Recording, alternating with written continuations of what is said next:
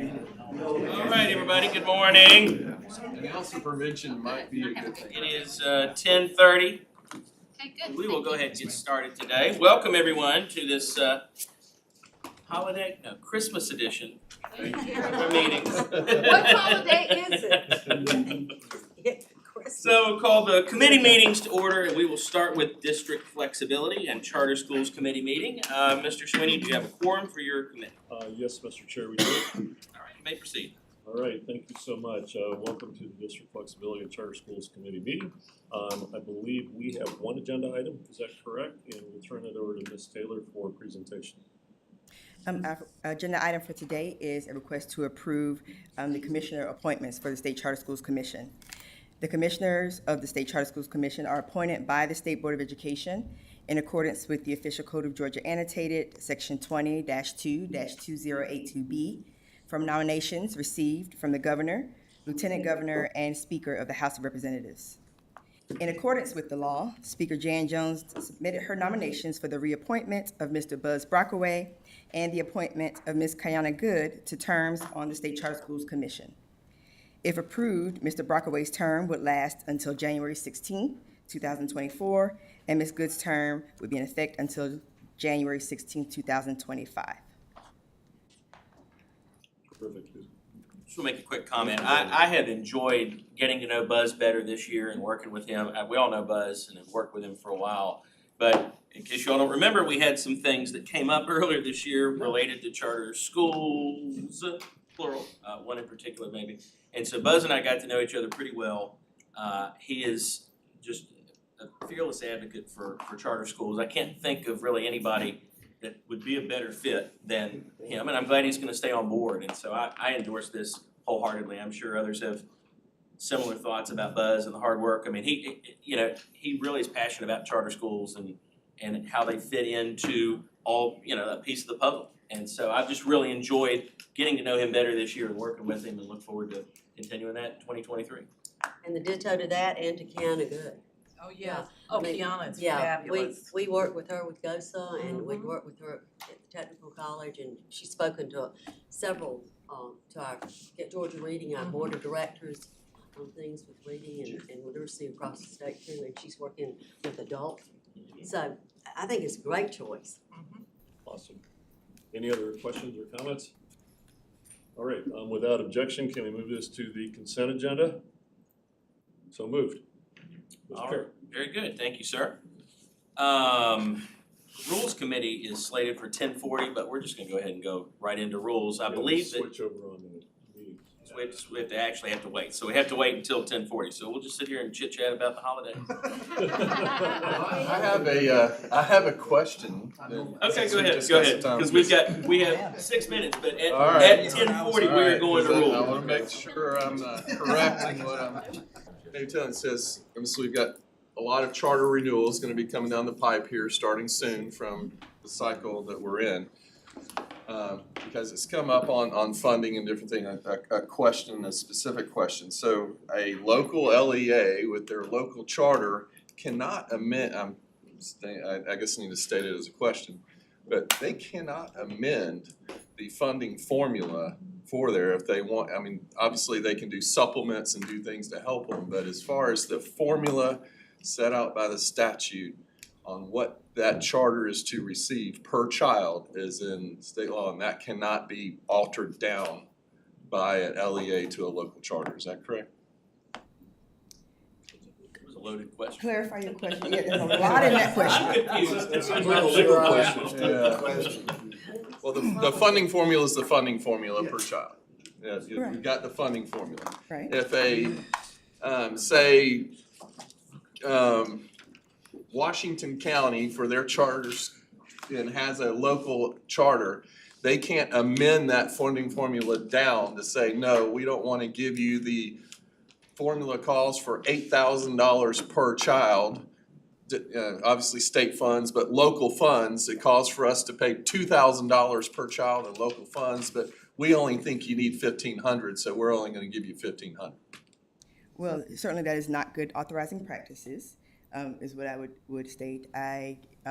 Without getting into, I think, a more extensive discussion than we've got in 5 minutes, think what I'll state is in our contracts, we do have funding amounts listed in our contracts. And the language in our contracts around those funding amounts are that essentially, unless you've had a reduction as an authorizer in funding, then you should be meeting the amount that's stated in the Okay, contract. but that would be the authorizer flowing through something that we change, such as, the state. Well, if they have budget cuts, if you have budget cuts. Exactly. then correct. Outside of a budget cut, something that is being done through the authorizer, passing it down through the authorizer. I think we're saying the same, we're saying the same thing. Yeah, I mean, I can't give a hard and fast answer without knowing the specifics, Exactly, but but generally, one, if it their would funding be- generally stays the same, the expectation is that they I are think- providing the same I think funding what you're amount. trying to say is that What I'm trying to say is an authorizer can't screw with a local charter and say, we're gonna withhold your, I'll just Right. put it out That's the there. technical I'll put it term, out there right? in Fifth grade, Mikey's, right. a charter can't mess with. and at the end of the day, I mean, I think everybody understands and believes that a charter school approved by a LEA is entitled to the same QBE funding formula as the LEA itself. But there's a holdback also. Yeah, there is. 3%. The that's what we're 3%. talking about, Yeah. Yeah, and then they have to show that there's a little more to that, but no, the whole, and you say you've got your little nuances, Yeah. but as a general, they're expected to receive the full funding that is allocated to them. Well, since we're on the holiday thing and the holiday list, You're sitting beside Elisa now, Santa, saying holiday. I'd like for us to really, and Scott, Holiday consider is- bringing back a lot of the members of the charter committee that used to sit with us and doing flexibility. And so that they can, because they're the ones that are really out there hearing and listening sometimes with charters and things that are going on. And I think it would strengthen us as a board and flexibility if we had them come to the table again. So The invitation's open. Yeah. I mean, we just need, and let them know when the I'll meetings. remind them, and I've told them that, and I know that everybody's, especially this time of year, and with the meetings, everyone's going every which way, but I'll let them know, particularly when we are, not the charter systems, but when we have the specific charter schools that are coming before us, they can give us input. Well, You know. not this, but the charter, the different committees, like, Mark Whitlock, that's on, Right. all that group that was here that made this committee strengthen us so that we had information, relevant each month that was coming down the pipe, and sometimes we could have conversations with policy and all at that point to head off a lot of things that were foreseen. If not, we just sometimes get it a little bit later. And Piecemeal, yeah. so if we could gather those back again and have them come, I think that would strengthen us as a committee and as a board for information. It would also be beneficial for us to have the pipeline update too, so we'll know what's coming down, the different school systems that are coming before the charter school committee each month. We used to get it on a regular basis, even if it's digital, it would be great. Like how far in advance? Like 3 months out kind of thing? Alan, how far in advance did we used to do the pipeline? It gave Well, us an update. It's hard, it would be hard to do it 3 months in advance because when you get into the season, things shift a lot. Right. But we did it on a monthly basis. Actually, hold on, I'm wrong about that. A bi-monthly basis because charter advisory meets bi-monthly. So that was usually the driver. Although I think we probably did also, and since we had, not every month, but most months had charter committee. Yeah. That was very beneficial just to see. Well, actually, the consolidation of funds, remember that? That came through, I can't remember his name, Tall. He brought that to the attention of the Yeah. flexibility and who? Senator, Yes, and because he was at the table. So I think that would be something that, as I said, would strengthen us. Let me just, excuse me, No, it's fine. just, when you say bring them back to the table, are you referring to the state commission or the charter advisory committee or both? I think she means both. Both, I think we Okay. had them all I just here wanna at make the sure I table heard with what you us, were saying. yeah. All right. All right, well, we have killed 10 minutes, so it's now 10:40. So, but that was productive, so I'm glad we had that conversation. We'll go ahead and call the Rules Committee to order. Mr. Mason, I believe you're gonna be Yes, taking over. Do you have a quorum for your committee? we're gonna wait till switch over. Okay, yeah. All right. Yep. All right, so we have 3 items for the Rules Committee today? Yes, I think we're beginning with the presentation by. Yes. With presentation by the Governor's Office of Student Achievement on the Growing Readers Program. They wanted to provide an update. So we'll call Ms. Joy Hawkins and Stacy Lutz next.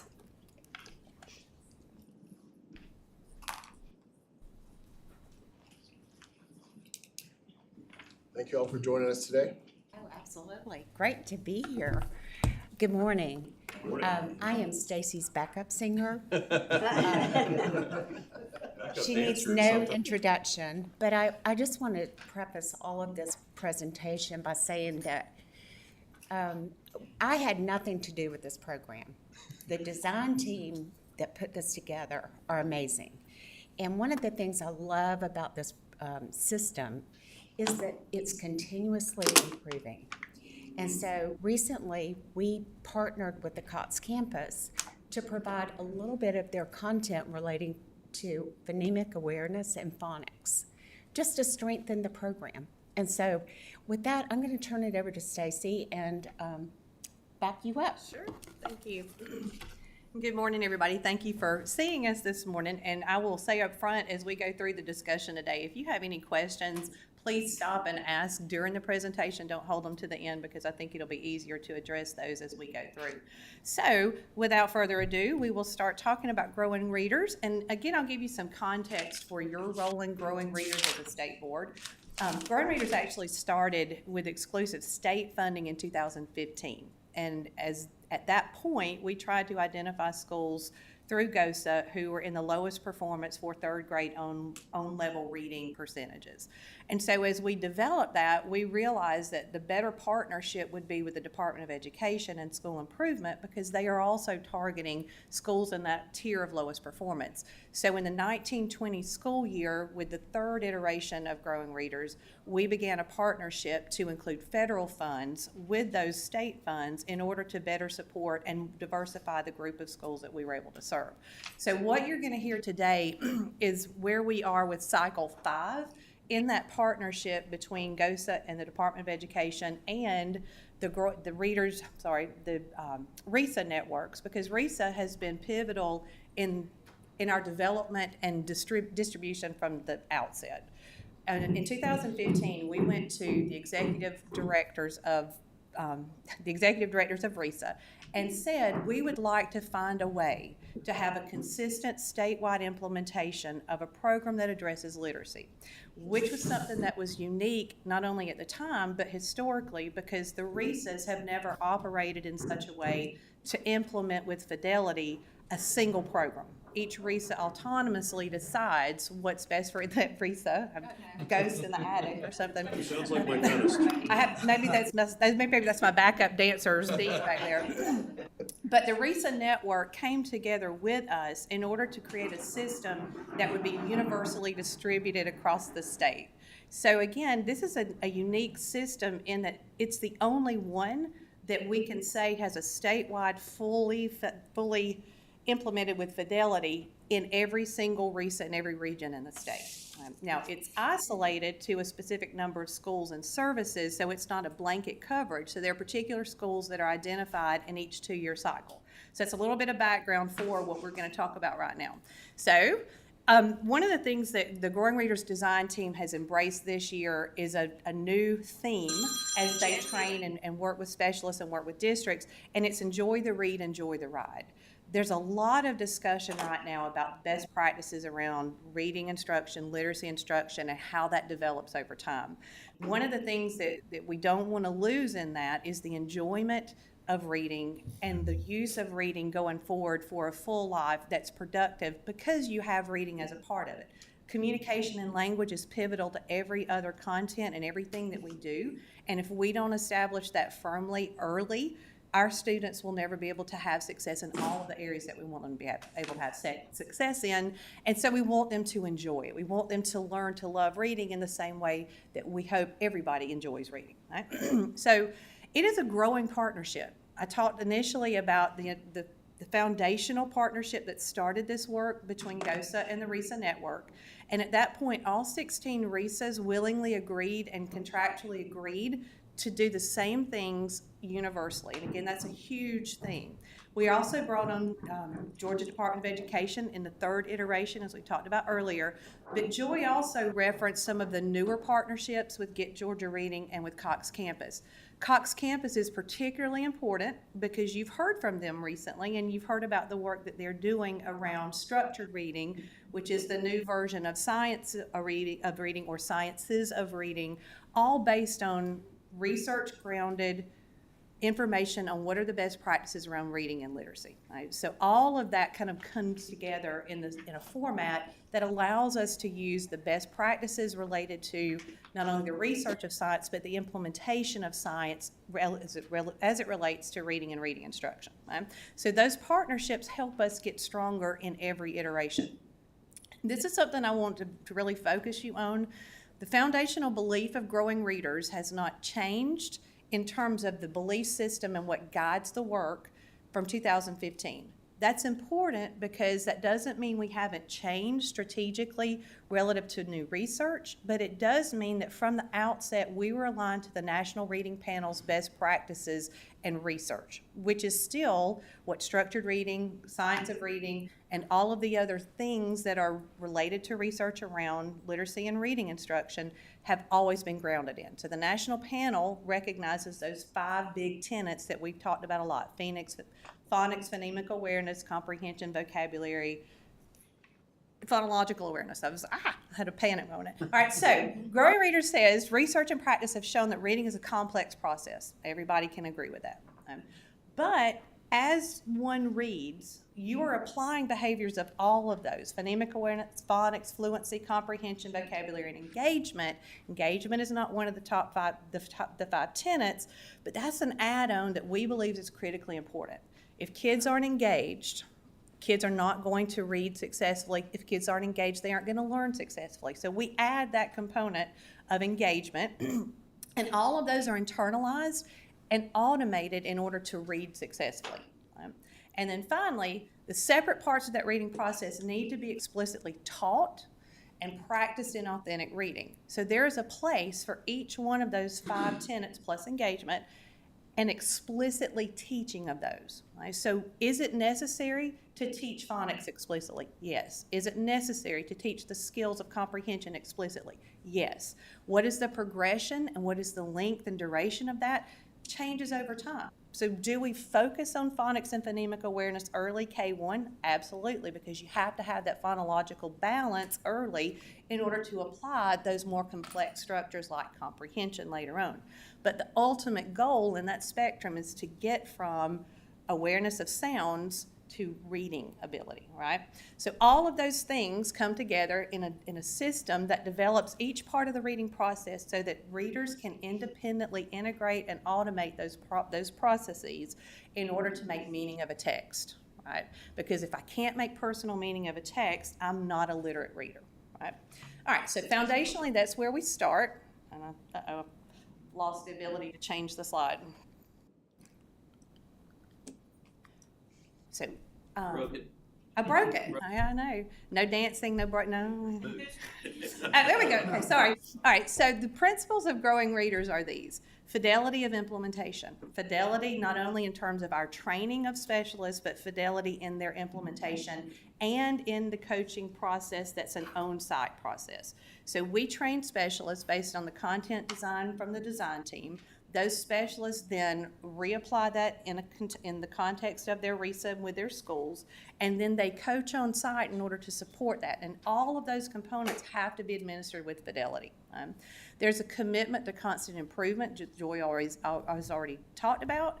And then we also want to make sure that the integrity of the program and the integrity of the way that we deliver the program is very, very high. Part of that comes from the evaluation process and the assurance that we have that on-site delivery is quality and the same quality universally across those RESAs. Because if we're not ensuring that, we can't say that we're universally developing and delivering this product, this system. Right? We continue with optimism, and that's critically important as we work with schools who are already at a point of struggle. already recognizing that they have a long way to go, if we are not optimistic about the potential and the outcomes of those kids, that's a critical piece that we often miss. It's not a correction, it's a stand with you, walk with you as we do this work. Right? And then they love this one, the fellowship of the group. Many of the specialists that are with us have been with us since 2015.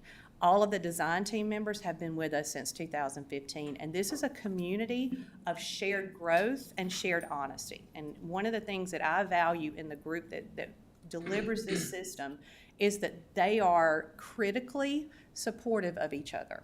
When there's a time that we need to integrate new content or new research, they are able to do that because they can have those open and honest discussions and be their critical support systems for each other. And that's only developed through trust and that fellowship that has come with the time that we've been together.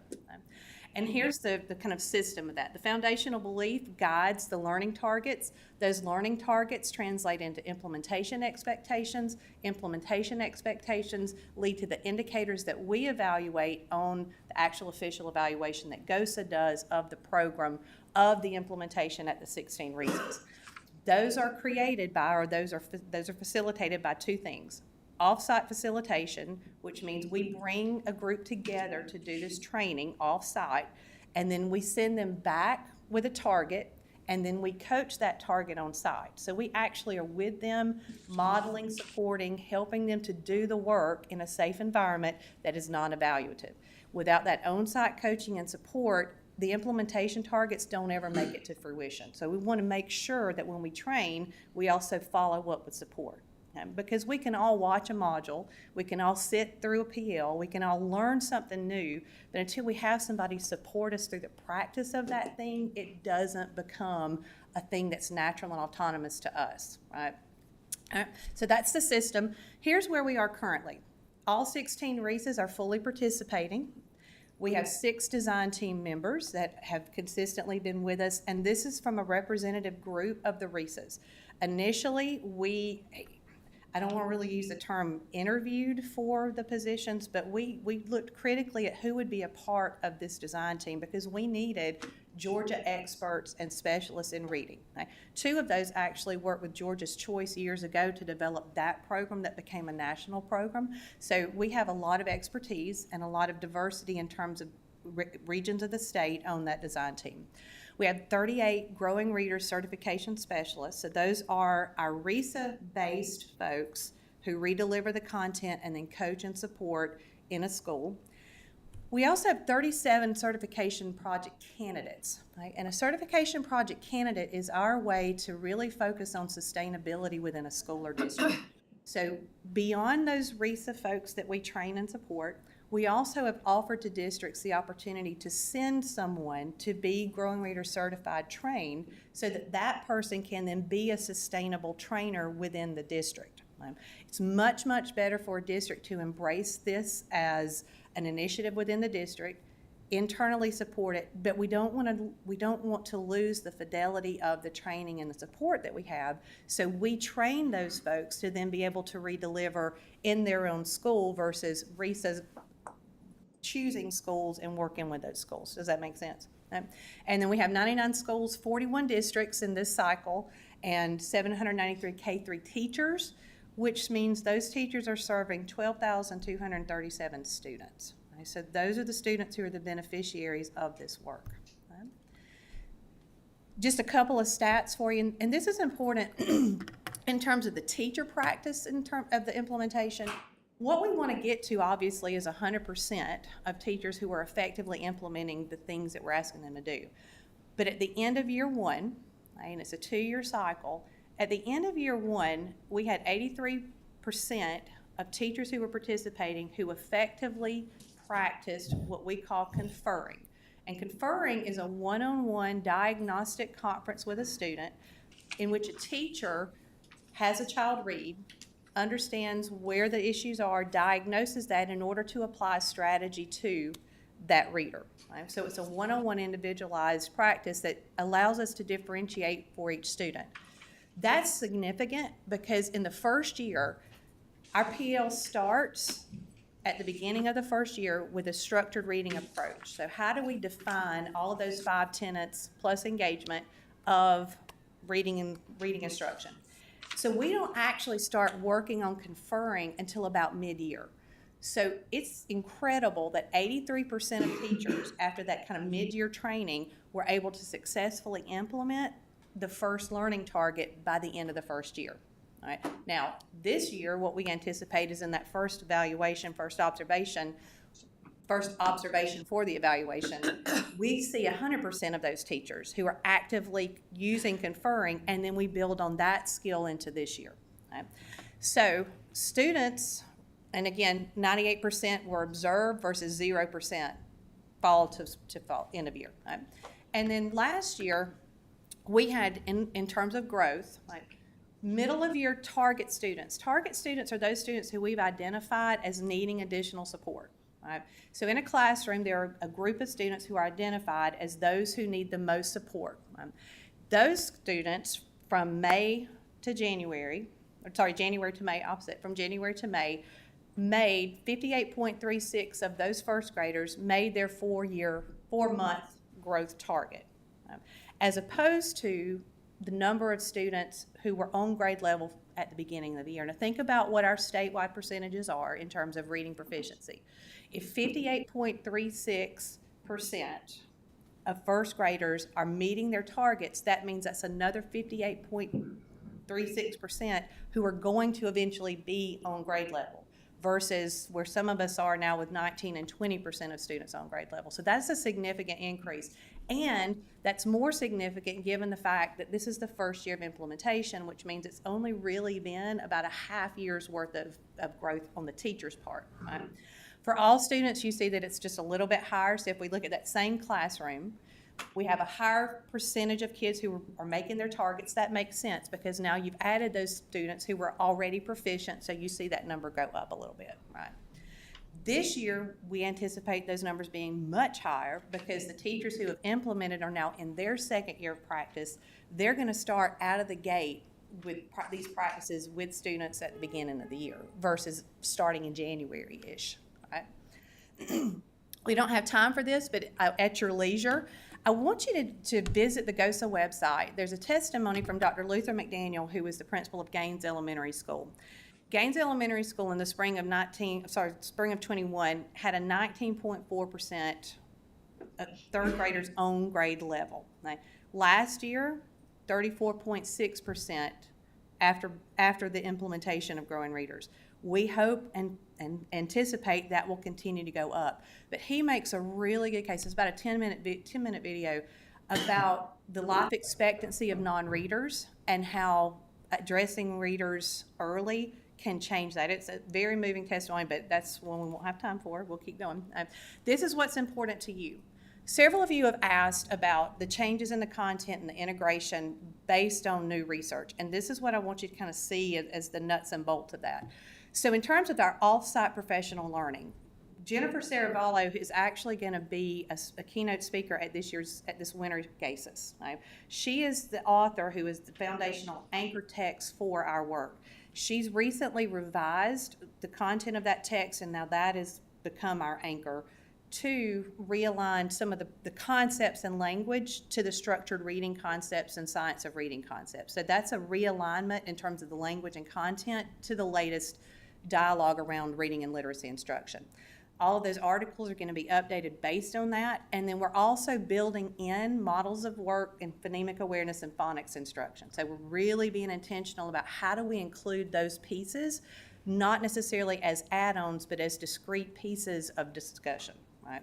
It's not that we've added them and they weren't there. We're just refocusing on how are we addressing those pieces this year. We're also looking at how to use print work, which is a new piece around, some of you will remember some of the strategies that we've taken off the list, like queuing has become a non-strategy, right? So as we think about that, like we don't even want to use the language, we want to make sure we're really aligned to that. All right, and then we're also going to continue the development of the coaching process, but making sure that our coaches are firmly grounded in some of that content. One of the ways that we are explicitly doing that is with the content that Cox Campus has offered. So if we have a specialist who's in a school system who's implementing phonics for the first time, so they've purchased an explicit phonics program, they're not really sure what to do with it and how, Cox campus has some really good, small, digestible modules that'll help with that particular kind of content. So we're really investing in that and trying to share those with our schools and districts who are using Growing Readers as well. And we're gonna do the book study. Wiley Blevins actually came as a trainer for our specialists, and Wiley Blevins' book is A Fresh Look at Phonics, which is kind of the newest, best phonics piece. So we're really, again, investing in that language and that work so that we're up to date on all of that. All right, and then again, you can look at the most important thing here is that we are now allowing Growing Readers funds to be used on a school site to purchase an approved phonics program. Like, we're not requiring that schools purchase a phonics program, but we are supporting them if that's a choice they want to make. Some schools and districts have a phonics program that's already in the system that they use, some don't. So if we want to help them invest in that best practice, they can choose to use some of their funds for a phonics program. All right, I know I'm over time, I'm gonna get pulled, blah, blah, blah. Okay, and there we go. So design team members, you can see the names here, but feel free to reach out to them. But also, if you have questions, feel free to reach out to me and we'll talk through. As we look at re-identification of CSI schools very soon, that's going to help us make decisions about how to use the federal funds in the most appropriate way in order to support those schools as we also use those state funds. So that's why we wanted to give you some information today and make sure that you don't have questions about the program itself and where we're going and how we're doing things. Thank you. Continue to do an amazing job, Stacy. Thank you. Thank you. It's a great team. This design team is unbelievably strong and committed and passionate. Had to separate some of them at some points because of their passion for different components of the reading process, believe it or not. Yes. Can I just say something? Because we had this conversation, Joy, you and Stacy and I, after our board retreat. And I'm glad that this worked out for y'all to present at this time because the misconception, I think, that came from several things was that there was a divide or some kind of war going on between literacy and structured. And I think I made myself pretty clear at our RESA meeting that I don't care what we call it. If those components are in there that are needed to teach reading, and that's what it is, and then those are the things that are necessary. And what you have talked about today are leaning on to those. And I've been a big component of Growing Readers since Martha and Todd started it, and with my RESA, because we began to see when the program came into effect, and I think I probably mentioned that too, came into effect, that there were so many systems that were making growth, strong growth, because we had, and I made myself some notes because I just wanted to clear the air with this, because if you have explicit teaching, that's that teacher-led instruction that you're talking about, and you're incorporating all of those, going back to my notes, all of those components that we've talked about, some phonics, attention to the phonics, the coordination of spelling, delivery of instruction, the types of texts that are there that you have said. And science of reading is really just a code group of words that really say these are the systematic things that need to be taking place. So that's kind of been overused, but all of those things and the teacher feedback that you get from kids, when we compile that across the state, and I know you talked to Comer, and that was what he was talking about when he went to Marietta City, and they put in some things in the city, Marietta City and Atlanta Public Schools. As long as those things, because those are the things that are absolutely delivery. And Stacy, I admire your mind, and I know, Joy, that y'all have worked and working with GOSA over 12 years, I know that you have data and you have science and you have things that show the feedback. So in my mind, there's no question that we need to collaboratively work together as a team. All those texts and resources that are surfacing, it's sort of like a new medicine came out. It might be a little bit better. Thank you for being willing to have an open mind to look at what Wilson and Letters were doing and Orton Gillingham was doing and all these other things. that you can say, I need to pull the best of those things here and make sure that what I'm doing, because that is what we did, y'all, because it was really GOSA and Dio and us. And then I think with the approach of coming in with Stephanie's team to broaden that is what has happened. And I think we're on the right track with your openness and your willingness to look at things. And I know a lot went out on Sold the Story, and she spoke at a meeting that a lot of us went to. I didn't. But those are things that we all have to look at and say, here is the good stuff. And thank you for the willingness to do that. And I'm so glad that this opened up, because I had called being concerned that we needed to hear from y'all also. And Yes, and there's such a, just to add to what Helen said, we're building on a foundation and moving in the right way. And then when you bring in Reese's, I'm so interested and pleased to hear how that customization happens around communities and schools and their needs and can the RESA they're not certified yet. Can they redeliver in other schools? So the RESA specialists are certified. So the vast majority of RESA specialists have been in the program for the duration of the program. Some have not. But all of them went through the certification process once we finalized that. And so, yes, they can, but the way the funding works for the RESA specialists is they can serve 3 schools or up to 24 teachers. So it's limited, and we limit it very strictly so that we can coach and so and have the same quality. Now, that's the intent behind the certification program for candidates, because the more candidates we can certify, the more then they can replicate. And every time we certify a candidate, that's a long-term person that can be in that school, and then we can train someone from a different school or district, and that just builds on that sustainability. It's a multiplier. Yes. It's a Brett Girl Yes. commercial. Can I ask a clarifying question? And this has been really fascinating to learn about. I think this is incredibly important. And this might be answered already, but these kids, you say you find these schools every 2 years. So these kids that were in 2nd and 3rd grade that produced these results, they are now in 4th and 5th grade when their schools are getting these supports. What's happening to those? Do they get benefits from this? So that's a great question. We have focused exclusively to date on K-3. But what we want to think about modeling for next year is the possibility of expanding that into K-5. The other thing that we want to be able to do is a correlation between, right now, because there's not a universal test for K-3 or until they hit 3rd grade, right? So what we're using right now is an assessment system that's calibrated. We calibrate the specialists to calibrate the teachers to make sure it's done with fidelity. But there's not a standard marker for, I can look universally at the state and say kids who were ingrowing readers did this on the 1st grade exam and kids who weren't did this. So we want to be able to correlate to the 3rd grade. So if we say a child made a year's worth of progress in the 3rd grade, does that also translate to success on the milestones, which we want to see? And if we can't correlate that, then we need to do something differently because we're not making that mark. So in this year, in the evaluation that's coming up, we're going to try to start calibrating that again because of the gap in assessments. We weren't able to do that. That was always in the plan, but the plan got busted. Michael, we had striving readers here before, and that did 4th through 8th or something.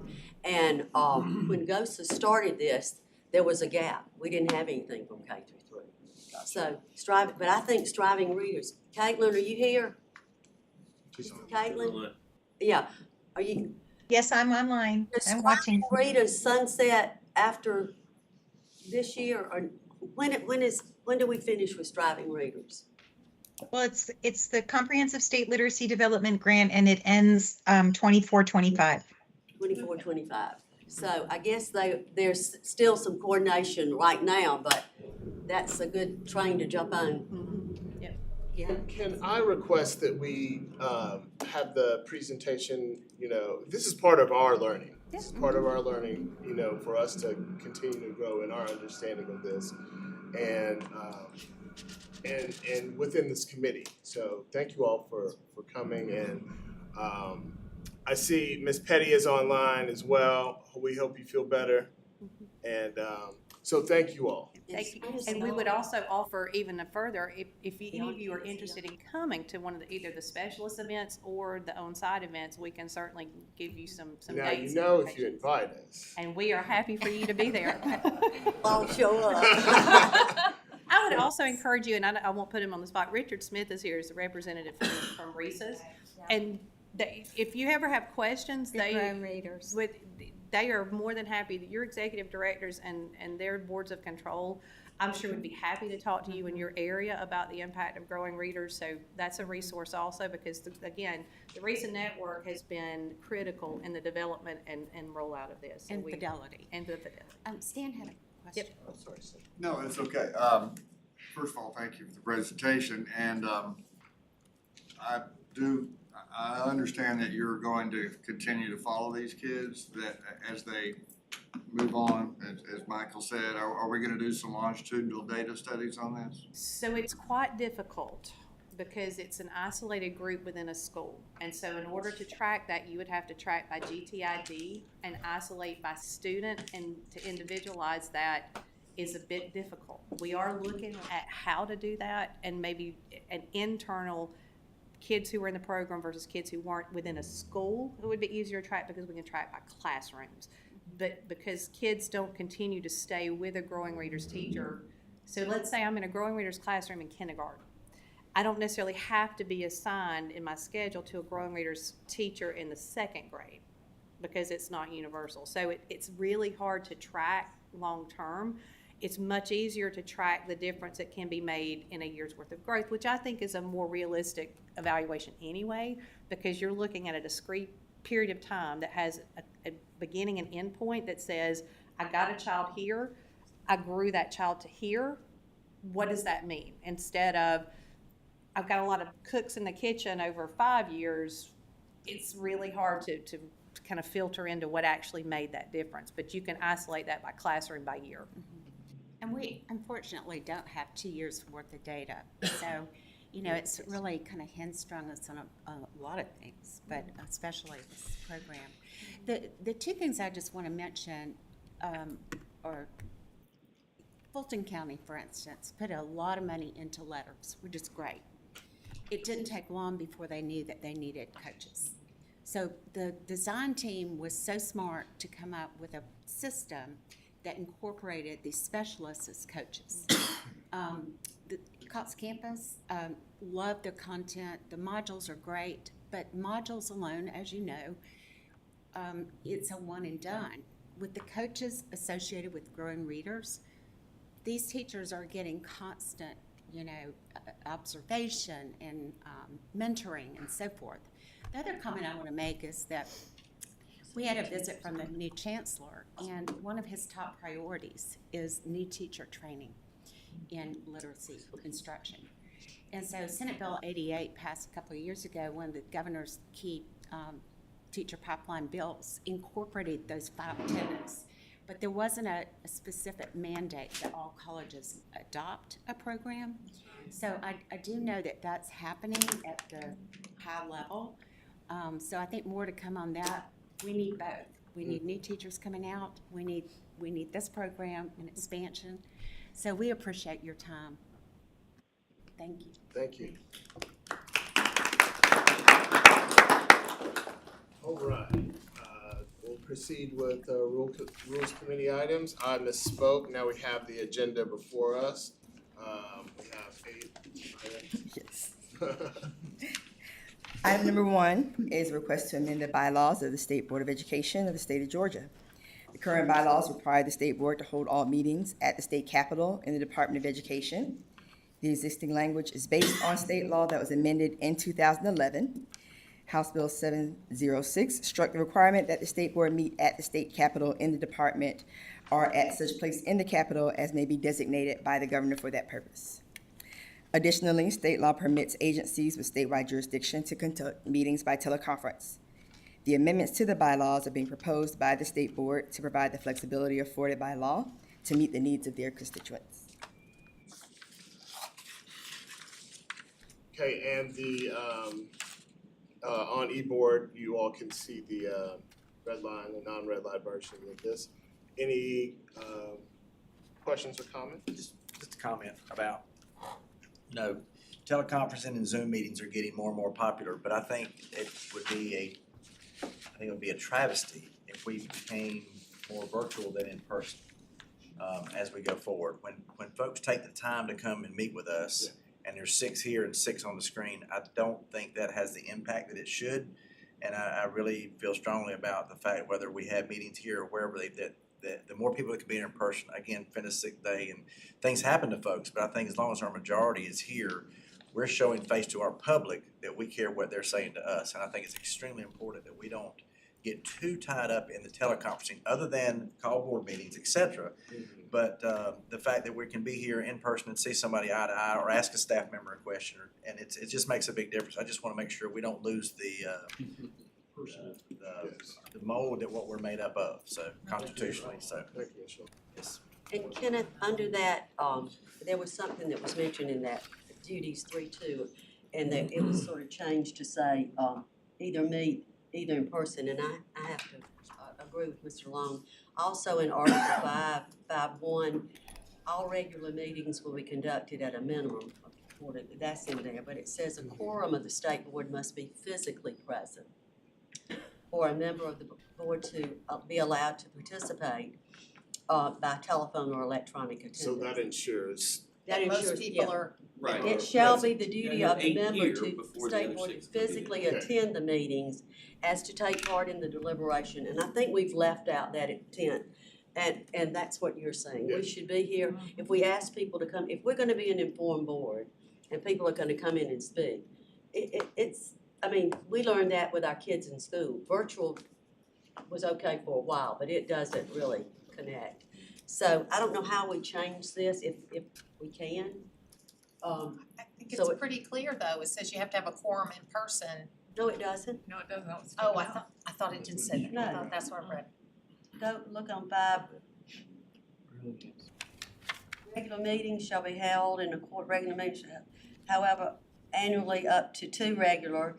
Then it strikes out all that about, it says the state board is authorized to conduct its regular meetings by teleconference, as long as such meeting is conducted in compliance with the open, and then there's a line that says the state board should be authorized to call meetings to teleconference.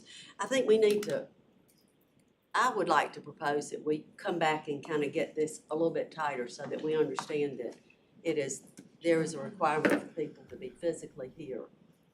And I don't know How do Robert's you do that and rule. then allow for call meetings to not require it?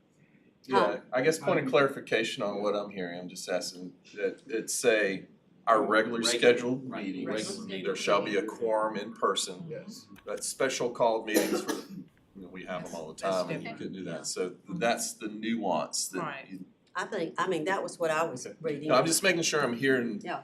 what you're saying accurately. Good morning. Do you mind if I weigh in for just a second? Sure. Please. Okay. All right. So the language that discusses the board members being physically present is contained in Code Section 50-14-1 subsection G. And that language actually doesn't apply to the state board, which is why that statutory language was struck from your bylaws. The language that actually applies to the state board is in OCGA 50-14-1 subsection F. Why jurisdiction or committee of such agency shall be authorized to conduct meetings by teleconference, provided that any such meeting is conducted in compliance with this chapter. So that's the reason that the language was struck, is because that statutory language does not actually apply to you. You guys are more than welcome to make whatever decision you would like regarding when and how you attend meetings, either physically, like in person, or teleconference. But the language was struck really so that your bylaws would be consistent with what your duties are under state law. Well, I'm Yeah, not a we can lawyer. go over and above the law, we Yeah. just can't go below. I mean, Yeah. Exactly. I was just providing some clarification so you would understand the reasoning why that language was struck. Sure. Just did it to match the state law, and we can go above anything. I got it. Go ahead. Yes. So, I actually, I think you're right. I enjoy being here and I enjoy having the face-to-face interaction and so forth. And, of course, there was an exception during the pandemic. With the pandemic, the executive order, basically gave greater latitude, and apparently we weren't even under that constraint. So, that's a good thing.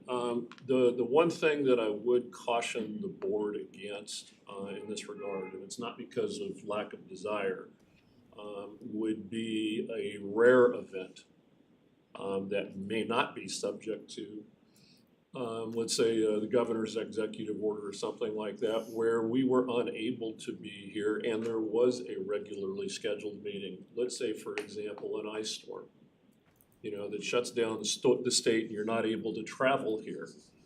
But you also have a regularly scheduled board meeting. This would still give you the flexibility to conduct the meeting rather than having to reschedule it. Right. Because there may be policy items or there may be rule items that we need to act on within a specific calendar timeframe. Would that not come under just a call board meeting because of It's the? a regularly scheduled I meeting. know, but you have to do it through, you make exceptions on those kind of Can we things. put But a called meeting, A then language has in to, there. but a called meeting then has to have lead time, say it's an ice storm like you're Yeah. talking about. If you've got a regularly scheduled meeting and then we have rules about attending, then if an ice storm comes, then you gotta go through the wait time to do the called meeting. And he's just saying there could be things on the agenda that have to be dealt with. Is that what, am I hearing you right? That's correct. Okay. Well, Maybe we we can add have language in timing there. considerations, for example, like we may have a rule adoption that requires a 30-day posting before our next meeting. Right. So there are, our Clarifications. the calendar is already predetermined based on the allowances for proper scheduling with notices and, let's just say postings and so forth. So, I really agree with Mike. I think, we need to be present, but if we put ourselves in this tight box, Gotcha. we may miss an opportunity, with regard to a critical timing issue. Well, can you do like Lisa just suggested, maybe put in there some language that says, What section are you speaking about specifically? 5-1. Article 5. meetings, call Well, I meetings? guess what we're talking about is Scott, that's a good point. I guess my question would be how many times in the history of the state board has Which you that don't know. been an event? Yeah, it could, because then you still have the ability to suspend the rules on that. There are bylaws, so we can suspend the rules for a meeting and do that. I mean, What about notifications though? Can you suspend the rules about notification? And how often To the is there not a public? quorum present? yeah. How often does that happen? Well, we've had it That's lately, times. several times. Well, more on committee days than It doesn't, well, I mean, the intent is to, I personally am fine with them, the way they're presented.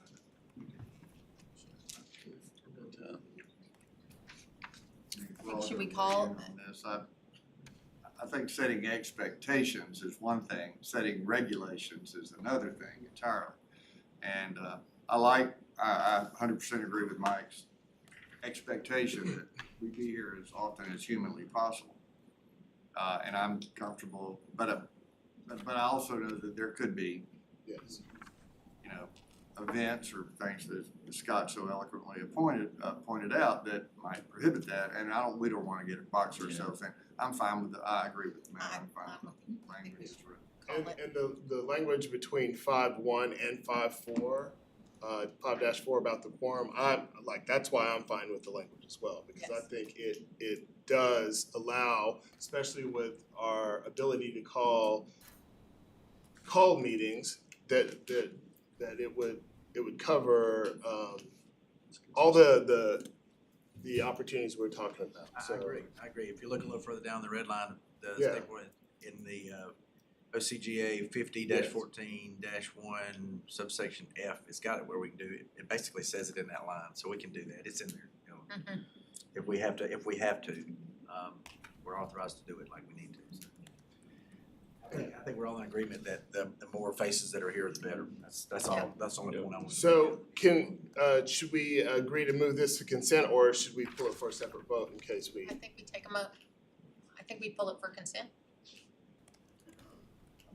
So we'll put this item on the consent agenda. Yeah, if you'd like to pull it for a separate vote? You know, I don't really, I mean, I think it needs a little bit more clarity added, but. Let's go ahead and pull it for a separate Everybody vote. wants to do it, Let's have a separate vote. It's fine, it's no big deal. it's part of the it's process. no big deal. Yeah. I mean, it's only been here for how many years and we, but, even through the executive order, and now but sometimes I just, unintended consequences come back, and people will read and say, oh no, it said that you don't have to be there. But, I mean, we're having an agreement here that we understand. The intent the of intent. what, yes. But the intent is not explicit in there, so to speak, unless I've missed something. But, you know, Let's pull it majority for a rules here. separate, let's pull it for a separate. Okay. all Pull right. it for a separate vote. Thank you. All right, item number 2 is a request to approve the State Board of Education meeting calendar. The state board's bylaws require the board to adopt a calendar of meetings for the upcoming school year at the last meeting of the calendar year. So the calendar posted online and attached that was available for your review is requested for approval. Any comments? Looks good to me. Looks good, Well- Everett. Go ahead, you wanna speak on? The calendar as it's written, Yeah, supposes that bylaw yes, will be passed. yes. Yes. I mean, the dates are one thing. It's just it's mentioned We have that an one of the asterisk, meetings would yes. be if we pass that off-site. So I guess technically the dates are not gonna change. I have a The location recommendation might. that recommendation is that you pull it for a separate vote and we act on the bylaws first and then the meeting. Okay. So that's good. But we are just talking about calendar. It's just meeting calendar, right. days. Calendar Dates. meeting days. It's not, we're not setting the location Right. because we've already talked about where we have to have it, right? Yes. So So yeah, this could be an indication. Yeah, I think it could be it just moved to has consent. an asterisk, but the dates are what we're agreeing to. I'm in agreement. which was, with it. so to sort of revisit what we were talking about with the bylaw, and I appreciate the work that Matt put into getting that ready. The intent was never to change, No. you know, the goal, which is people need to be here. I mean, and they need to be in person at the meeting, whether that's in Atlanta or Macon, Savannah, Rome, wherever we have them, you know. That was never the intent. The intent was just simply, as I've said, take the show on the road and reach out to educators and students and people throughout the state. And you can't do that every month, but you can do it twice a year. But I never intended for it to be a situation where we say, well, you know, you can just dial it in, literally, and don't worry about coming to the meetings. Because we get a lot more done when we're here in person, when we see each other, when we're able to interact. So that was never the intent behind that. So, Mr. Down, are you okay with, we accept, Ms. Sweeney's recommendation, pull this item 2, for tomorrow? Is it necessary? I don't think so. Because we're just talking about No, dates. It's just the dates, that's what, Okay. I mean, If it's dates. because this meeting dates, It's just meeting dates, so that's let's not gonna change. Let's not make it hard on Consent that. Yeah, exactly, I mean, it's just, put it on the consent agenda. And item 3, Item number 3 is a request to adopt the amendment to State Board Rule 160-5-1-.10, student attendance. During the 2022 legislative session, the General Assembly passed House Bill 1292, providing that students in any activity or program sponsored by 4-H shall be credited as present by the school in which the student is enrolled in the same manner as an educational field trip, and that such participation in an activity or program sponsored by 4-H shall not be counted as an absence, either excused or unexcused. State Board Rules 160-5-1-.10, student attendance, is being amended to incorporate this new requirement. And at the November 2022 meeting, the State Board approved the initiation of this rule to be posted for public review and comment, and it has been posted for 30 days. thank you. Yes, this respects the idea of study tours. Exactly. And that is what 4-H and others are about. So any comments about this? Okay, so we'll put this on the consent. Just one quick Just go comment for it. on I'm that, sorry. and it really identifies with this, because, I mean, I don't know how we push this out, or it really needs to be a concerted effort. Maybe our friends in the back do this, because a few years ago, we amended the legislature and we amended the state rule to allow for excused absences for students, because it used to say GHSA events. And it was broadened to allow for districts to have latitude on other events, because we have so many kids that do lacrosse, do ballet, do chess, other things that are, or in my case, equestrian. You know, my daughter travels all over the country on equestrian events. And to allow kids to be able to participate and grow, that's good for them. And I've learned, not many administrators know about that. In meeting with kids and different things, some do, some don't, but I've even had challenges with it that, no, can't be an excuse out. Yes, it can, you know, you've got the latitude to do that. Oh, I do? Yeah, yes, you do. So, I don't know, I mean, it's obviously not a big deal. I mean, it is and it's not, because I think we should be encouraging kids to participate in these events, and this is good. This is a great change to the rule. And our music festivals, and doing things at once, so that they understand and know they have the latitude and ability to do that, because sometimes they get in the box and think, I can't, but they can. So that was just Well-rounded. communication on what schools can do for students. It's just an observation that I've seen over the past few years. So. Any other comments? All right, we'll move that to consent. Actually, this one will be pulled for a separate vote because it's for adoption. It's for adoption. It's for adoption. Pull that for a second. Thank you. Item number 4 is a request to adopt the standards for research design and project management course.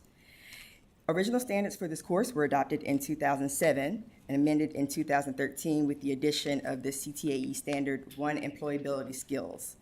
Georgia engineering teachers requested a review of the course standards to update and clarify content to ensure students are prepared for the changing skills needed in the workforce.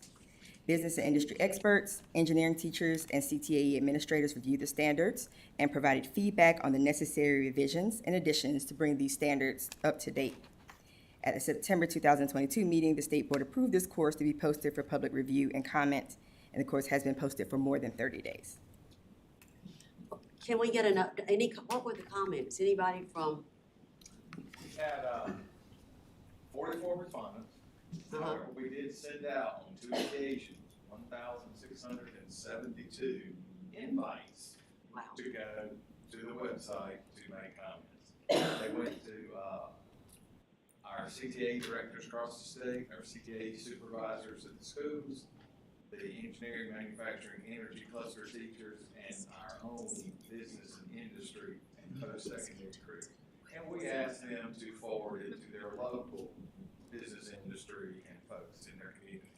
So we had 44 respondents, and predominantly the responses were 96% either agreed or strongly agreed with the questions. Our lowest area dealt with, and it's always the lowest one, does the course, is it consistent with national standards in this career field? And that's basically people who are responding do not really understand or know the different national standards, but that was at 80%. So the responses were good. We had 2 comments that said that the course was on par and everything's great, it's a wonderful opportunity for students. And we did have 4 that they were kind of prodding that we may be asking too much in the area of physics and sciences, and maybe that they don't want to maybe have to be responsible to do that. But in this course, it is a 4th course, and many places use it to incorporate the FIRST robotics, large 300-pound robot that they build, or the VEX robotics, which are smaller but similar processes, and our electric vehicle, cars that they build in any of our programs around the state. All are very mechanically inclined, therefore we need to enforce because of mechanical type standards. When you're out and around the state organizations, and some of us have met with those organizations to hear, y'all get feedback in those areas too. So when you post this, is that not fair to say? As in which organization? When you're out in your systems, when you're out and talking, a lot of the systems that are utilizing these pathways, Yes. they're giving you feedback immediately. And like a line and all those when you go. So you have that feeling when you And get. that was how, it came to light that we needed an update. Right. Because, there was, the things that the teachers were doing needed more clarification. So we do listen to the field and make those needs. Okay. We meet those needs. And this industry has changed in the last Yes. 7 years, absolutely. And that's just a point. That was the point. Kudos, Roger, and them for Yes. continuing to push the needle, so thank you Right. for updating. And there's more and more from the industries and, you know, everybody has their own agendas. Yeah. Really? Okay. We agree. Any other comments on this? So we'll pull this for. So that was consent. All right. Item number 5 is a request to amend State Board Rule 160-5-6-.01 statewide school nutrition program. This rule amendment is being requested for initiation, which means if approved, it will be posted for 30 days public review and comment. This rule is being amended to address changes provided for in Senate Bill 397 from the 2022 legislative session, which replaced the term general education development with state-approved high school equivalency, to also reflect the update in food safety certification with the Georgia Rules and Regulations for Food Service, Chapter 511-6-1, and to bring the rule into alignment with the Department of Education's current training modules for managers. If approved for initiation, the rule amendment will be posted for 30 days. So one is clear. Any comments? Questions? We'll move this to consent. I got just a random question. I don't know if Matt or somebody can answer it. I don't know. Do we still have two, and Georgia, I mean, I know Richard do we still have 2 items on each tray? I know that's weird. What's that? Two Georgia items on each tray? Remember when Gary Black was working with some things, we had 2 items, 2 Georgia grown items, 2 Georgia grown, I'm sorry. Do we still have that? Farm to table or farm Are we to still, table. are we still, I think at least, I mean, some. Tiffany. Dr. Dotson is on, Dr. Lynette Okay. Dotson is online. Yeah, Tiffany, and I apologize, y'all. I'm at a USDA state agency conference in Washington, D.C., so sorry I can't be there in person. But to your answer, we have at least that. We know conservatively over 20% of our trays are coming from Georgia-grown items, and we have a lot of efforts around promoting those products through our Harvest of the Month calendar. And so, yes, sir, we are very much promoting Georgia-grown. and I know, I don't want to take this time to do this. Stan and I were at GSBA this past week, and I had a board member over there that's a big cattle farmer ask me about how he could get hooked up with the beef program and whatnot. I said, I'm sure it has to be inspected beef. You can't just sell it direct. But it brought up that in my mind again about that pushing Georgia products on our trays. So thank you for answering that question for me. Yes, sir. So we're Ms. Kenmore, we're gonna pull this for a Yeah, separate vote. that's what, yeah. It's just a good time for nutrition.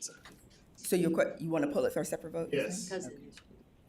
And for, because we normally go on consent. So you just want it for a separate vote? Does it have to go on? I mean, it's an amendment. It's an initiation. Yeah. So for initiation, you put for consent, but when You we could adopt move it it next to month, it consent. would be pulled for a separate vote. Okay, that's fine. That's fine, yeah. Are you okay with that? I'm okay with that. Okay, item number 6 is a request to approve to be posted standards for Army JROTC Cyber 1. So this is a request to post this new course for public review and comment. This course was developed by the Army JROTC headquarters in the area of cybersecurity. A group of Army JROTC experts came together to create the Georgia standards from the cyber content that was developed by Army JROTC headquarters. What type of communication is being sent out to ROTC, for them to, be able to weigh in on this? Roger? Can you clarify your question again? What type of communication is being sent out for them to be able to weigh into this and, the different bases, generals? With those, one will be that they will be able to provide feedback.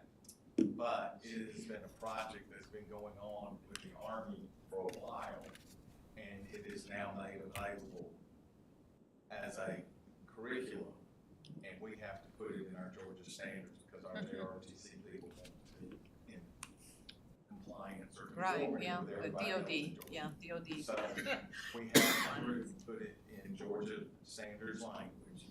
The course is available. It has many streams that you have to jump through because it's not your typical marching type program. So the instructor has to come out of the cyber warfare division. So it can't just be a major from anything. They have to have had experience in the cyber world, which also puts some other criteria on them in order to teach the program. But the Army helps to provide that as folks are retiring and coming into teaching. And we're fortunate to have Cyber Command in Augusta, to where maybe Georgia will be the first one in the gate and not the other states trying to get these same highly qualified instructors. But we've got to put it in Georgia language for our courses and get a course number and so forth. Okay, thank you. Ms. Rice, do you have? Well, no, he answered that, because I was wondering who was sort of behind this, other than you said you had to put it in. But I'm sure there are districts like Augusta that have cyber security issues within that area, those.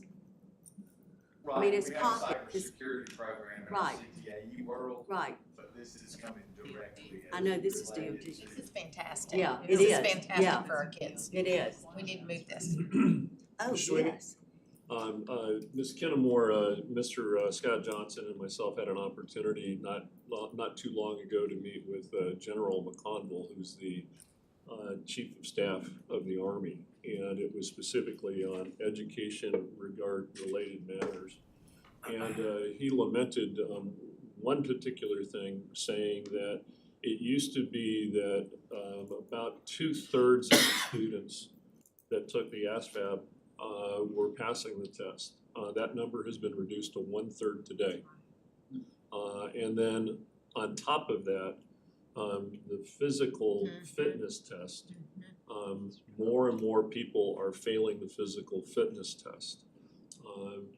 The last part I'll add to this was the incredible reliance that the Army and the other armed forces has with regard to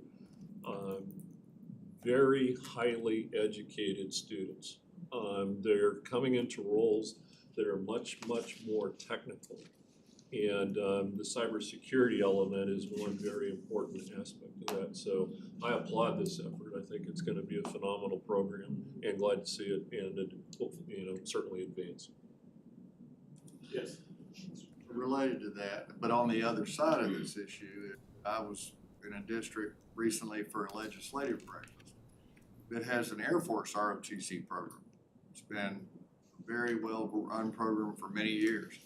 They're having more and more difficulty securing teachers for the ROTC programs because they must be retired military, they have to have a certain number of years of service and all of that.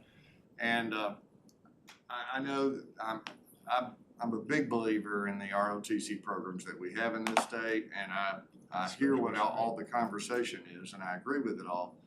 And I hope that we can continue to work with our partners in the Defense Department to make sure that we have qualified educators and qualified retired officers leading these programs. Because if you can't find one, you can't have the program. That's right. And I'm very concerned about that, so I hope we can add that to the to-do list with ROTC. Well, luckily for you all, our military specialist, support liaison is in the room with us, so she's been doing a lot of liaising with the different military bases. and different groups and agencies. So she's been doing good work in that area. So I know she wrote that down. If I'm correct, because it used to be, I'm sure it probably still is, the ROTC program was the highest graduation rate as a program in the entire state of Georgia. Kudos. Yes. So we'll move item 6 to the consent agenda and move to item 7. Item 7 is a request to post a new course, Hotel Operations and Management, for public review and comment. Through completion of the locally developed career pathway process, the Clark County School System, along with multiple businesses, industry partners, post-secondary institutions, and the Department of Education, collaborated to create a secondary career pathway designed to help students transition smoothly into the in-demand hospitality industry.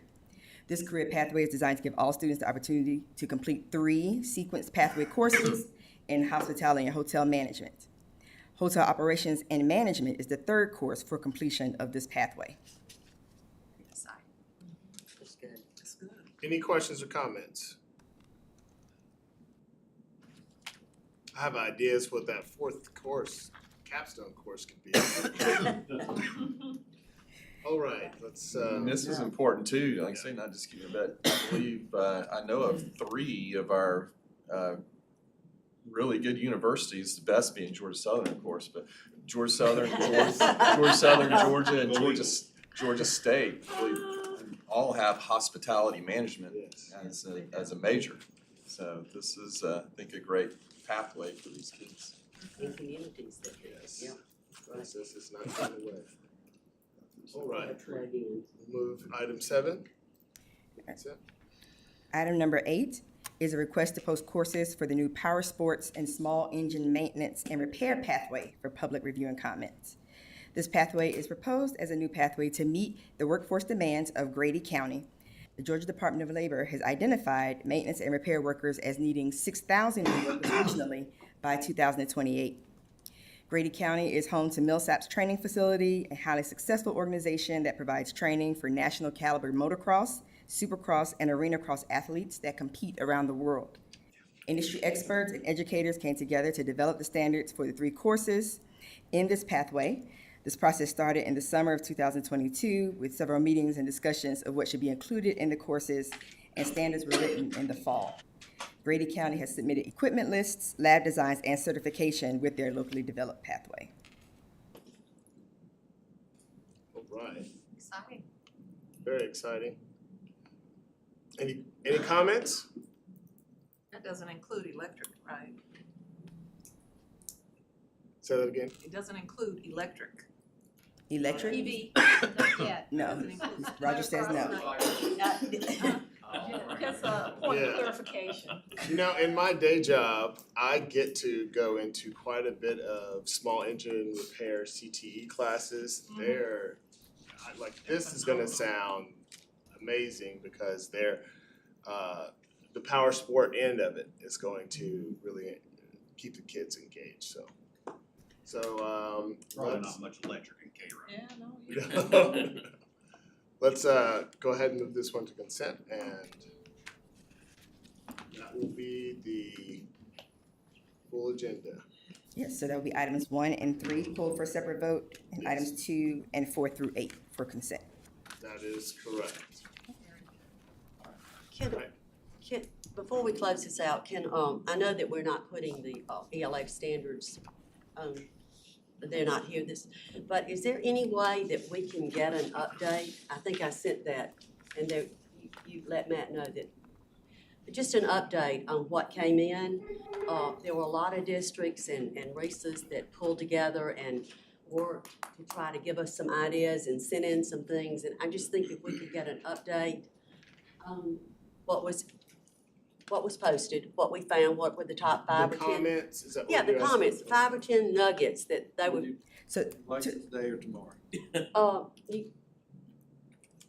it doesn't matter. I mean, either. It's at your pleasure. well, and it will be, I imagine, a preliminary update, You just want it because tomorrow, we'll the surveys closed on the 5th, and I know that they're still mining through thousands of comments, so.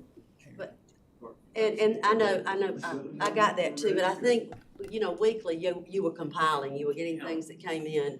I was gonna let them at the chair's report tomorrow. Oh, okay, Do that that's and right. give us the info. Okay. Dr. Oliver, you'll be here tomorrow? Okay. All right. Right. Good. Okay. Okay, so we can close rules committee? Adjourn Okay. rules committee. Very good, Thank all you. right. It appears that we have a need to go into executive session for the purposes of discussing personnel and legal matters, so I will entertain a motion to adjourn to go into executive session at this time. Motion. Any appeals? I-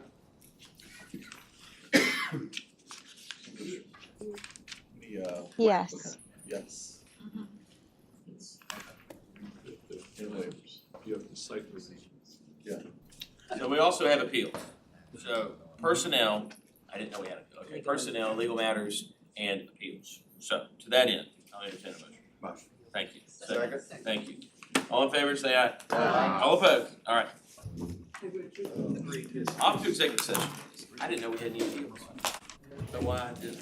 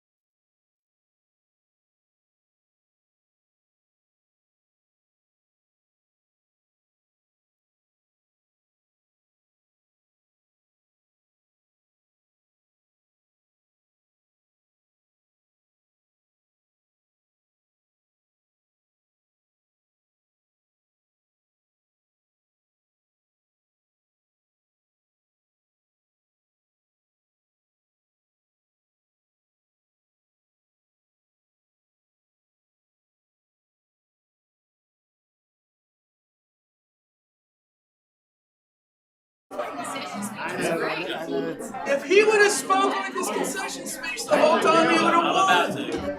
Trying to be I was listening to his concession nice. speech.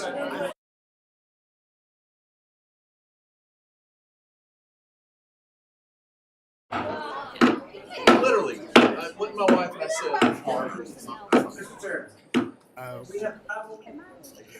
We'll get it. All right. I will entertain a motion this time to come out of executive session. Motion. Second. Any discussion? All in favor, say aye. Aye. Opposed? All right.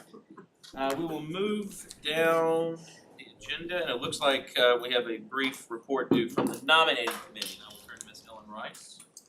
Yes, the nominating committee has met and agreed to bring forward Chair Jason Downey, Vice Chair Dr. Stan DeJarnette, and Chair of Legal Appeals, Leontay Benton. Would you write those in English or? No, I thought I did fine. All right, very good. And that will come up, we'll bring that tomorrow for a separate vote. Yes, for tomorrow. Any And on the comments? committee was Scott. golly. What you And have for I lunch? don't know what That was in your Scott and tea at Frank. lunch. Who was on the committee? I'm sorry, Helen. Scott and Frank Okay, Griffin, yes. thank you for that. All right, does that conclude nominating committee's brief report? Okay, all right. We will now move on to budget, and we have a few items on budget. Mr. Donaldson, I'll turn to you. Mr. Chairman, we will bring the budget committee to order, and we will start with item 1. All right, this is our National Elementary and Secondary Education Act Distinguished School Award to publicly recognize 2 schools from each state receiving federal funding for their outstanding achievements in education. Comer Elementary of Madison County Schools and Model Elementary of Floyd County Schools were selected to represent Georgia. The total grant amount is not to exceed $40,000, which is $20,000 per school. Any questions or comments? Item 2. All right, this is Title III Part A Immigrant Grant Awards. The purpose of this grant is to ensure English learners, including immigrant children and youth, attain English proficiency and develop high levels of academic achievement in English. The total grant amount is not to exceed $933,992. Any questions or comments? Who's monitoring that grant? Does your Russ. Who's monitoring? monitors that grant? It's Sean, I believe. It's a federal program. Sean, Yeah, where's Sean's Sean? group. She was here earlier. I saw her. She must have gave up on us. Okay, well, maybe we'll have an answer. Okay. Yeah, We can get her to follow up. all right. Item 3. All right, this is a supply chain assistance grant. The purpose of this grant is to alleviate supply chain disruptions in school year 2022 and 2023 for school food authorities participating in the National School Lunch Program. Each eligible SFA is awarded $5,000, and the remaining funds are allocated based on student enrollment. The total grant amount is not to exceed $15,637,144. Any questions or comments? Item 4. All right, this is our Farm to School Formula Grant. We are actually receiving funds to expand local procurement and nutrition education in school years 2023 through 2026 for school food authorities. The total grant amount received is not to exceed $1,535,397. Any questions or comments? Amen. Item 5. This is a contract renewal with Research Triangle Institute. With this contract renewal, RTI will continue testing drinking water sources for lead in schools and daycare facilities. The total contract amount is not to exceed $823,680. Any questions or comments? Item 6. This is our Georgia State Finance and Investment Commission contract. The purpose of this contract is to transfer funds to GSFIC to complete residential cottage renovations and modifications at Georgia Academy for the Blind needed to bring the cottages up to the current Americans with Disability Act requirements. The total contract amount is not to exceed $2 million. That's long I'll needed. just comment, I'm glad to see this. I am too. That's what Yeah. Yeah, we've been It needs some needing that love. for a long time, so it's time. Yes, that's it. Fist pump, everybody. Yeah, that's it. Any other questions or comments? Item 7. All right, this is our SHI International Corporation Class Link contract, which the purpose of this contract is to provide district and agency access to Class Link's unified access control platform. The contract amount is not to exceed $1,902,720. Any questions or comments? Item 8. This is a Dell Computer Corporation, Microsoft Corporation's consulting service. The purpose of this contract is to provide hands-on engineering services, support, guidance, and knowledge transfer to the Georgia Department of Education's technology staff in support of Georgia Department of Education's data modernization initiative. This contract is not to exceed $2,887,180. Any questions or comments? Item 9.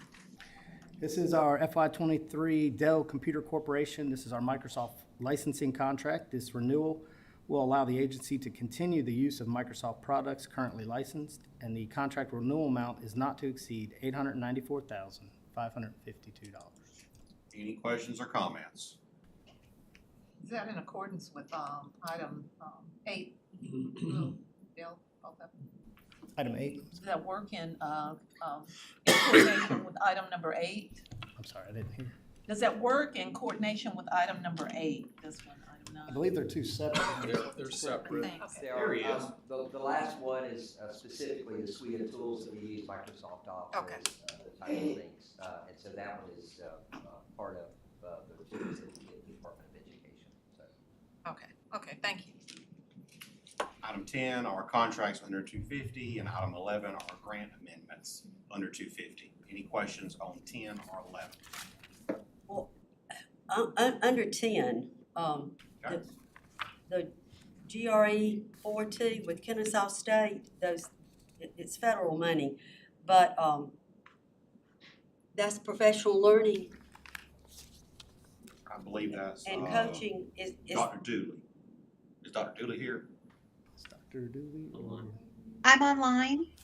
What will that involve, so to speak? Is it for literacy? Is it, what is it?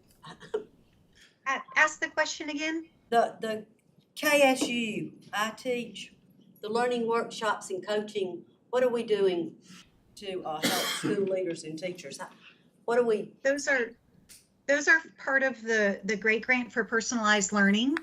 And this has been going on now for 2 years, and we're entering into our 3rd year of the grant. And the coaches work with our schools that have signed on to do personalized learning, and they do coaching for teachers and for school leaders. Okay, is it in any specific bucket of personalized learning?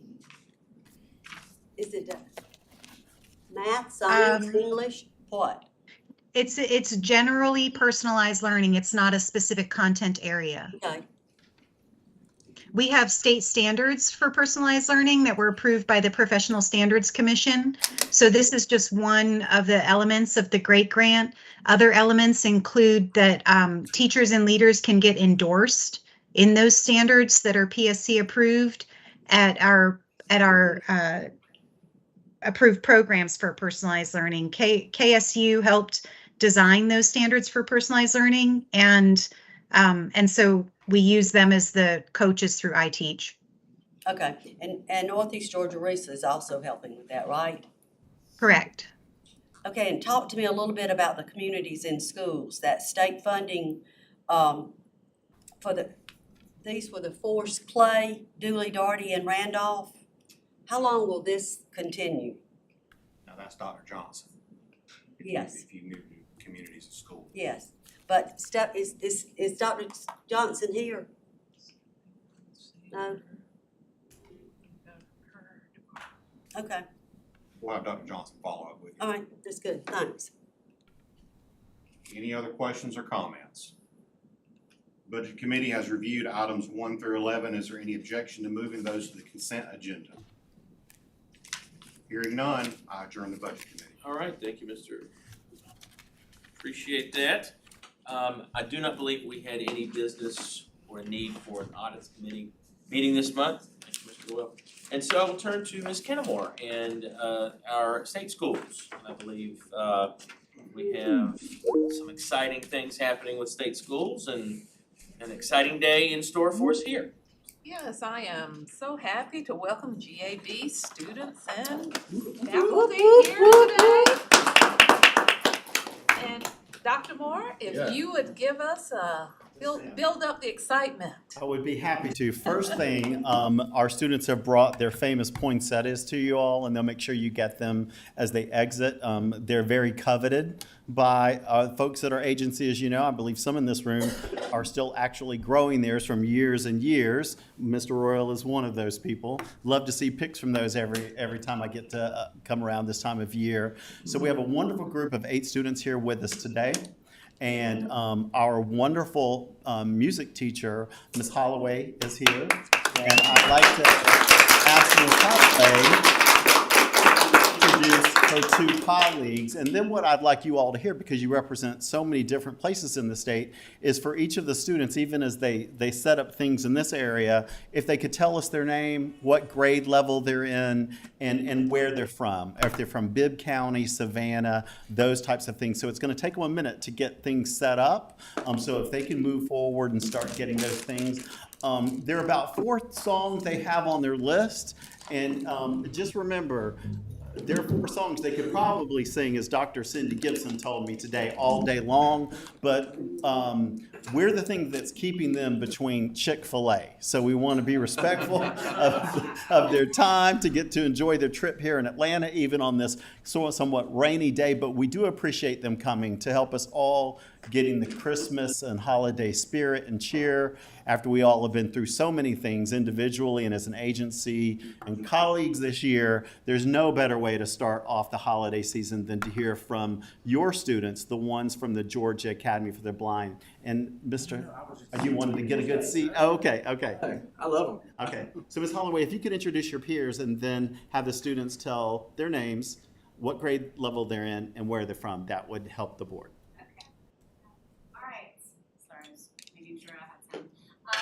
My name is Catherine Holloway, and I am the music director, as wonderful Dr. Moore introduced. And my colleagues is my parapro, which is Ms. Terry Orr, and our wonderful bus driver, Mr. Pete. Woo!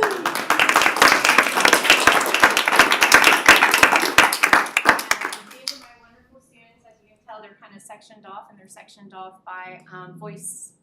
So I'm going to start with my alto section, starting with Kate. I'm Kaylee. I'm in 12th grade and I'm from Houston County.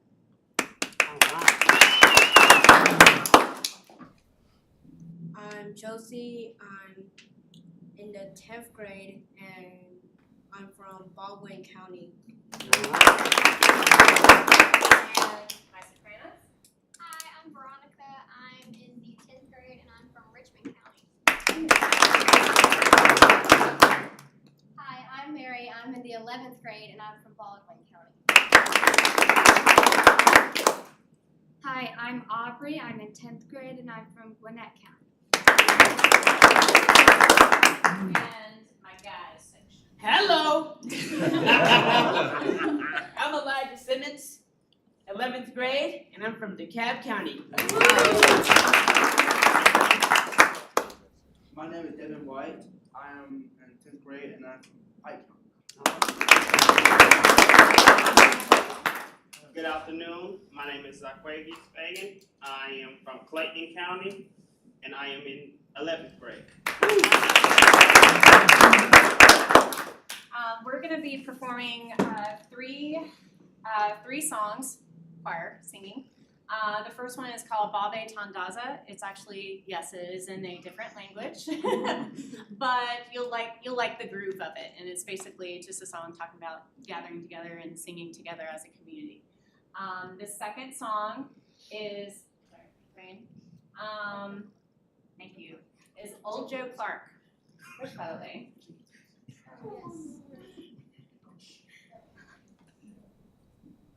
sorry, there's a prop. That's useful. And I would explain that one, but you'll understand it. We'll explain it, so. And the last one, which is a personal favorite of most of them, is How Far I'll Go from Moana.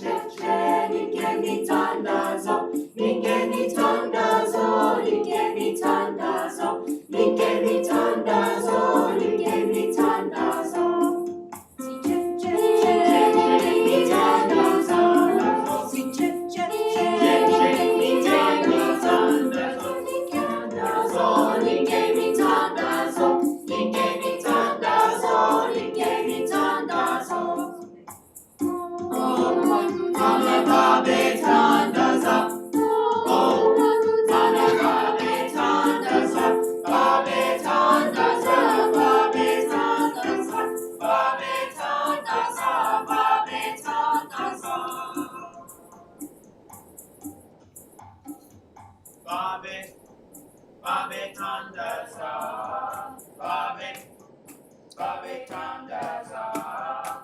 Bobby, Bobby, Bobby Tom does all. Bobby, Bobby, Bobby Tom does all. Bobby, Bobby, Bobby Tom does all. Bobby, Bobby, Bobby Tom does all. Bobby, Bobby, Bobby Tom does all. Bobby, Bobby, Bobby Tom does all. Si Jenny can be Tom does all. Si Jenny can be Tom does all. You can be Tom does all. You can be Tom does all. You can be Tom does all. You can be Tom does all. You can be Tom does all. You can be Tom does all. You can be Tom does all. You can be Tom does all.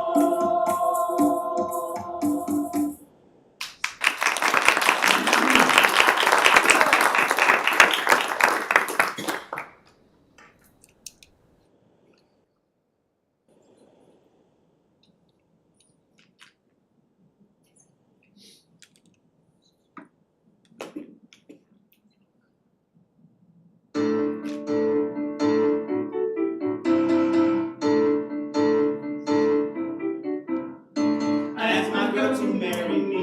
What do you think she said? Tell me not to marry you when all the rest are dead. Round and around, old Joe Clark. Round and around, I said. Round and around, old Joe Clark. I haven't long to stay. Oh, Joe. I went down to watch us house. Oh, Joe wasn't home. Was it home? I ain't telling what just leads left Old Joe the bum. I went down to Ocho's house, I went down to Ocho's house, I went down to Ocho's house, I went down to Ocho's house, I went down to Ocho's house, down to Joe, slept on the feather bed, and I slept on the floor. Joe slept on the feather bed, and I slept on the floor. Joe slept on the feather bed, and I slept on the floor. I went to Joe's, I've never been before. Joe on the bed, Joe on the bed. I slept on the floor. I went down to Ocho's house and I slept on the floor. Round and around, Ocho Clark. Round and around, I said. Round and around, Ocho Clark. I haven't long to stay.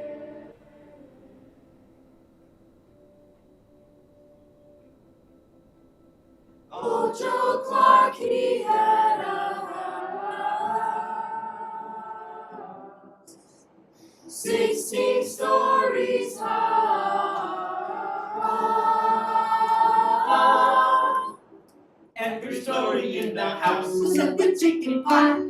Every story in the house was filled with chicken pie. Chicken pie, pie, pie. Every story in the house was filled with pie, pie, pie. Chicken, chicken, chicken pie. Chicken pie, chicken pie. Chicken, chicken, chicken pie.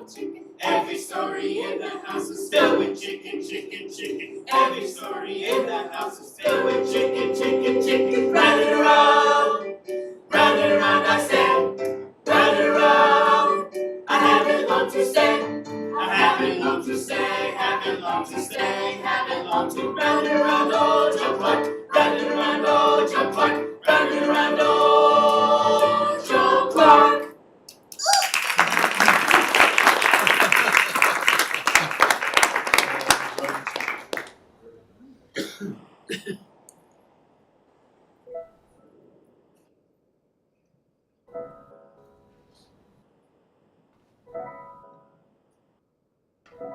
I've been standing at the edge of the water long as I can remember, never really knowing why. I wish I could be the perfect daughter, but I come back to the water, no matter how hard I try. Every turn I take, every trail I track, every path I make, every road leads back to the place I know, but I cannot go that long. See the light in the stars in the sea, it calls me, and no one knows how far it goes. And the wind in my sail on the sea stays behind me. One day I'll know. If I go, there's just no telling how everybody on this island seems so happy on this island. Everything is by design. I know everybody on this island has a role on this island. So maybe I can roll with mine.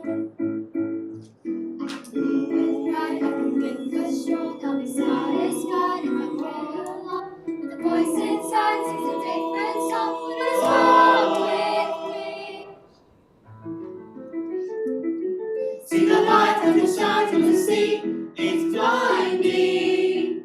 No one knows how deep it goes. And it seems like it's coming up to me, so come find me.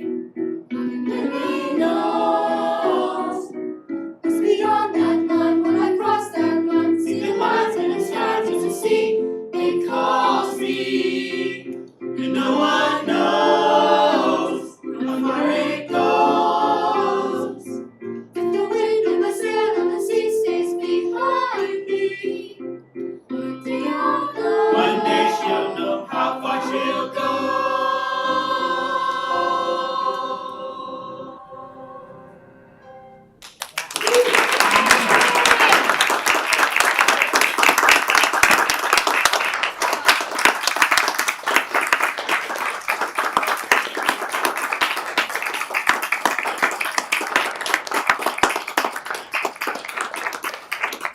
Okay, there's more.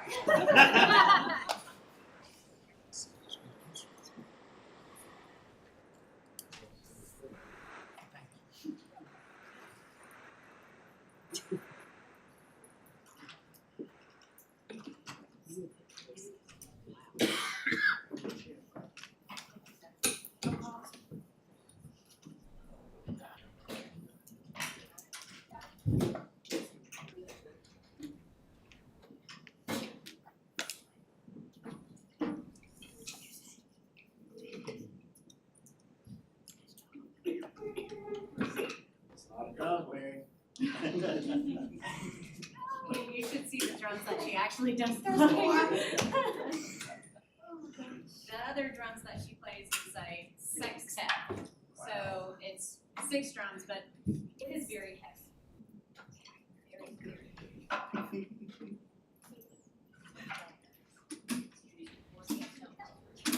No, I don't like I'm trying to give room for the voices.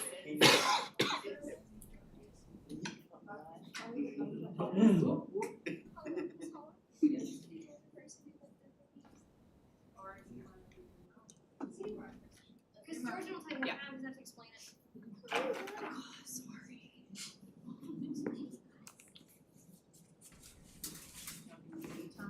No, Cody, up. You guys test in class. Neil. So demanding. It's not. You couldn't tell that they were teenagers, right? Teenage girls even. Oh. We are. Yeah, I was gonna say. If you ask them, they'll say they are. Miss Holloway's in charge. That they know exactly who actually is in charge. You don't do anything to get in trouble. No. Oh, Of course not. alright, hold on. Oh, God. Think about it. Alright. You ready to go? Yes. Sorry. Ready? Are you good? Are you ready Yes, now? I'm good now. Good. Like five. Yes. Alright. 1, 2, 1, 2, ready, go.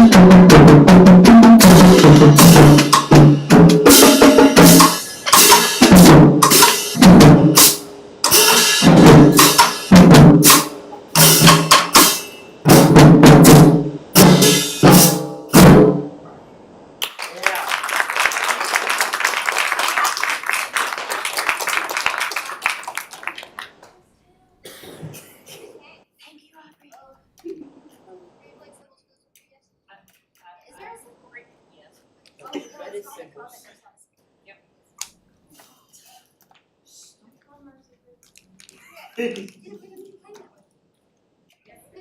one's fun.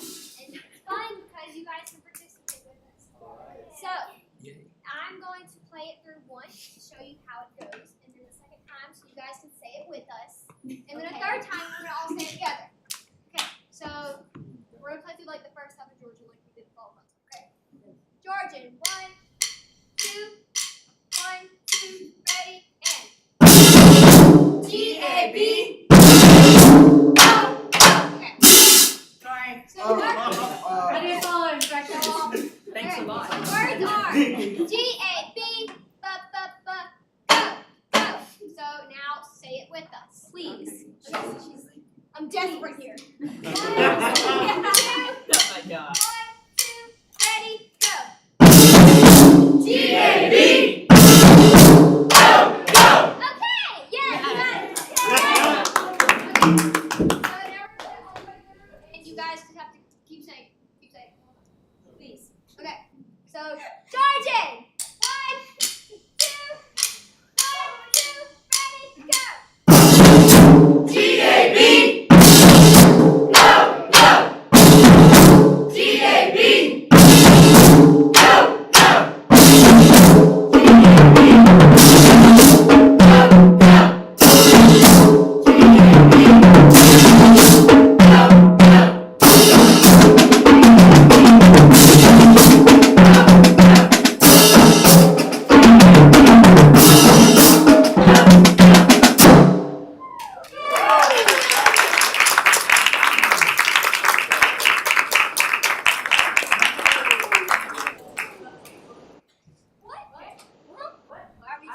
Why are we still keeping this?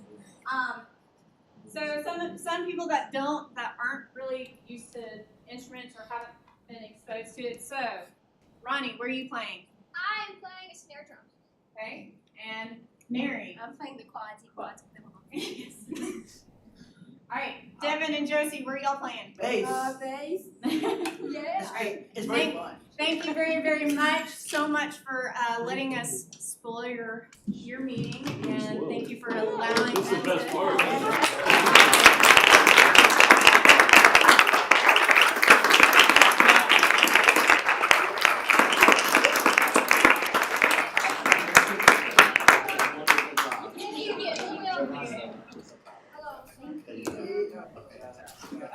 Thank you. Yeah.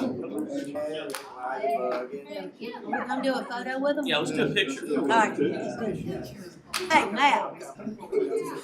First two, let me tell you what. Wait. Scary. Thank you.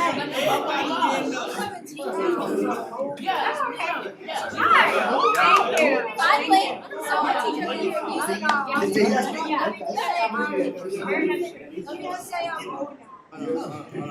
No, I did not. I started.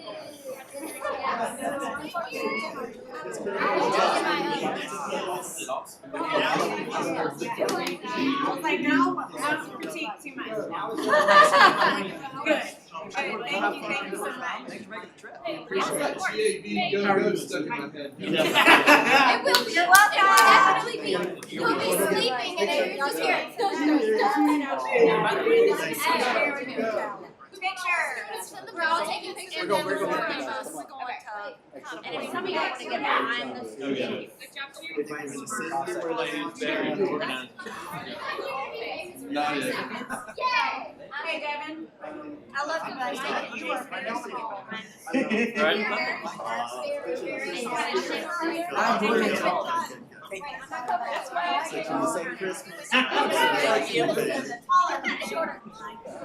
Good, good. More awesome, you guys. You have a window, I think I see everybody. Oh, yeah. Kind of Right here. Perfect. Look ahead. One, two. All right, big smiles.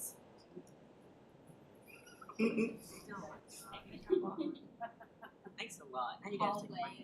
Okay. Thank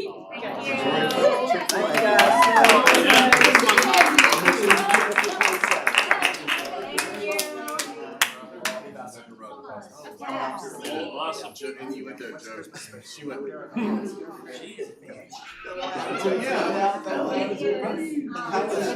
our Christmas turkey, guys? The 15th. Guys, it's Thursday. You'll see me, the star of the tree. You'll see me. Yeah, here's You'll see me, the star of the tree. That was awesome. Alright, guys, you. Thank you for building her. I know as a person in your profession, you hear things as layman probably won't, but thank you very much.